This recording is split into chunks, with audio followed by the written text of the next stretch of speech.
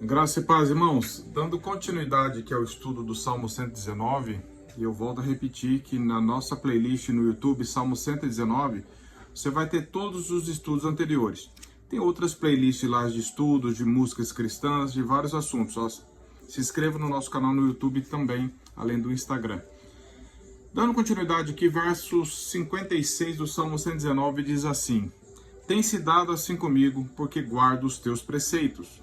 Bom, tem se dado assim comigo, o salmista aqui no caso, nós interpretamos como sendo Davi, assim como. O que Davi quer dizer que tem dado assim comigo? A primeira coisa que nós aprendemos é que o que ele vem falando até agora, de guardar os mandamentos, dos benefícios da palavra de Deus, de tudo, isso tem acontecido com ele. Ou seja, ele não está pregando alguma coisa de experiências dos outros, mas ele tem desfrutado dessa própria graça de Deus, esse próprio trabalhar da palavra de Deus no coração dele. E ele diz assim: por que isso tem acontecido?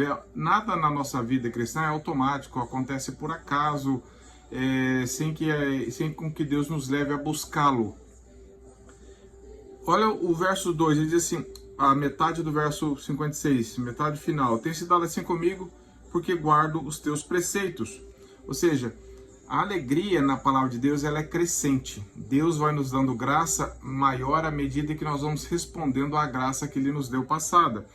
Uma alegria na meditação da palavra é uma graça crescente na vida cristã. Davi está falando assim: isso tem acontecido continuamente e progressivamente comigo, porque eu tenho guardado a sua palavra. Não é guardar apenas na cabeça, não é que ele está falando assim: eu sei, eu tenho relacionado com o Senhor, esse é o sentido. Eu tenho amado a tua palavra. Spurgeon diz assim, olha só que interessante: o significado é que aquele que observa um preceito, Deus concede como recompensa a capacidade de observar outro preceito ainda mais difícil. Então nós vemos que a graça de Deus, ela vai nos impulsionando, ela é dinâmica, ela nos impulsiona a obedecer mais, a crescer mais, e nós vamos experimentando essa consolação da palavra de Deus. É claro que no céu nós vamos receber uma abundante obediência, uma graça muito maior, mas já é bem-aventurado aquele que obedece a Deus aqui, como Davi tem falado. Isso tem acontecido comigo, porque guardo os teus preceitos. E lá no verso 11 desse mesmo salmo, Davi tinha falado: guardo no meu coração a tua palavra para não pecar contra ti. E vários outros versículos nós vemos Davi falando de guardar a palavra, de amar a palavra, de zelar pela palavra. E agora ele testemunha que o fato dele guardar a palavra de Deus tem dado graça para ele ser transformado por ela. Isso é uma realidade muito importante. E no verso 57, o salmista diz assim: o Senhor é a minha porção, eu disse que guardaria as tuas palavras. Davi está meio que perdido no bom sentido, de tanto amor pela palavra de Deus, de saber que Deus é tudo para ele. Mas para ele toda a riqueza, apesar de ser um rei, toda a riqueza está na palavra de Deus. Ele diz: o Senhor é a minha porção. E aqui nós vemos um pensamento muito rico de Thomas Brooks. Ele diz assim, abre aspas: o Senhor é minha porção.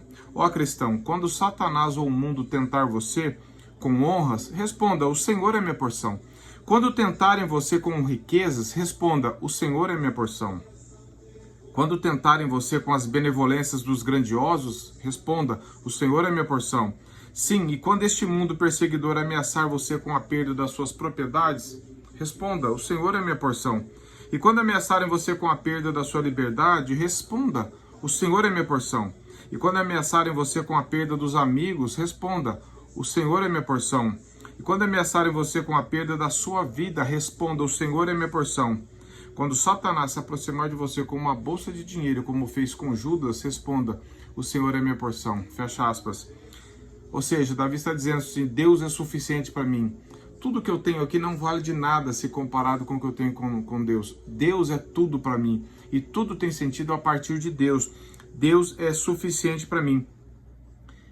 E o problema é que quando Deus não é suficiente para nós, meus irmãos, quando nós não temos a Deus como a nossa porção, como a nossa herança, como o nosso tudo, nosso coração fica cobiçoso.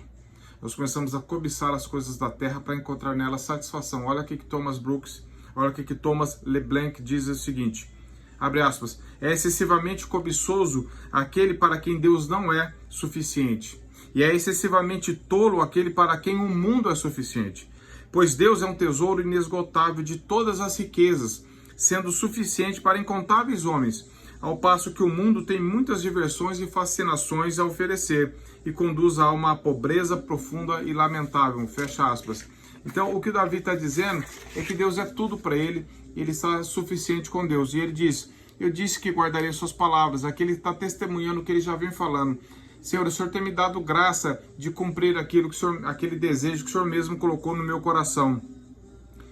Quando o coração do homem, do ser humano, está disposto a guardar as palavras de Deus, tendo registrados ali essa oração, esse pedido, essa súplica, então ele está preparado para enfrentar todas as tentações. Deus o capacita porque Deus usa essa palavra que está no nosso coração para nos libertar, para nos fortalecer, para nos dar vitória. Na hora da tentação nós temos a palavra de Deus e ela é conforto. O Espírito Santo usa ela na nossa vida. Muitas pessoas dizem que Deus é porção, Deus é tudo, mas na hora da provação que nós vemos realmente se Deus é.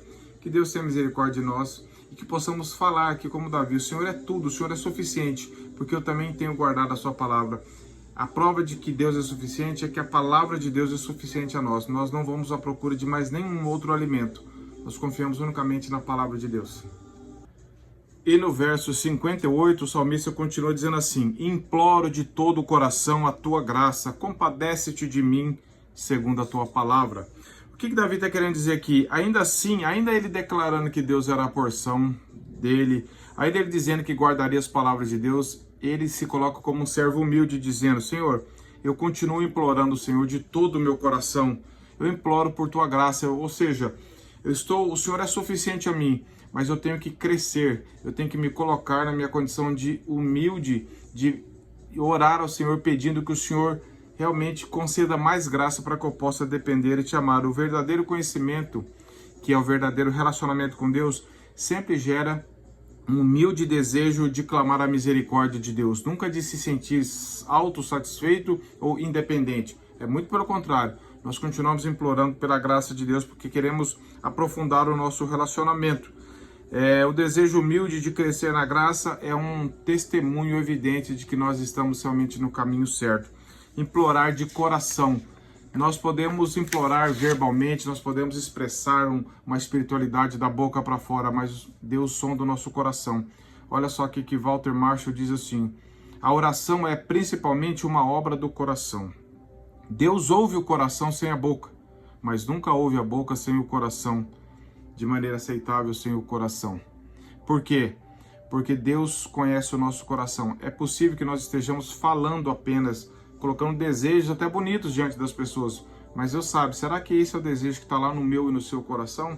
Por isso que Davi está falando, eu imploro de coração, não estou querendo só uma espiritualidade aparente, externa, pública para os outros ver.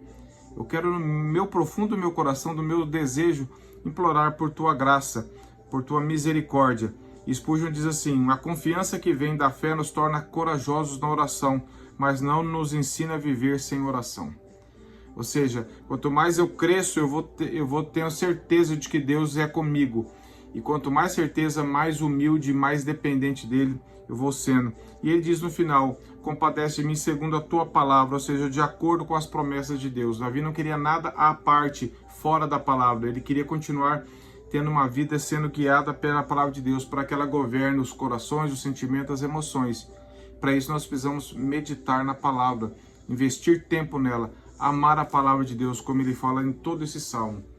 Amém? Que essa seja uma realidade na minha e na sua vida, para a glória de Deus. Compartilhe essa mensagem. Deus te abençoe.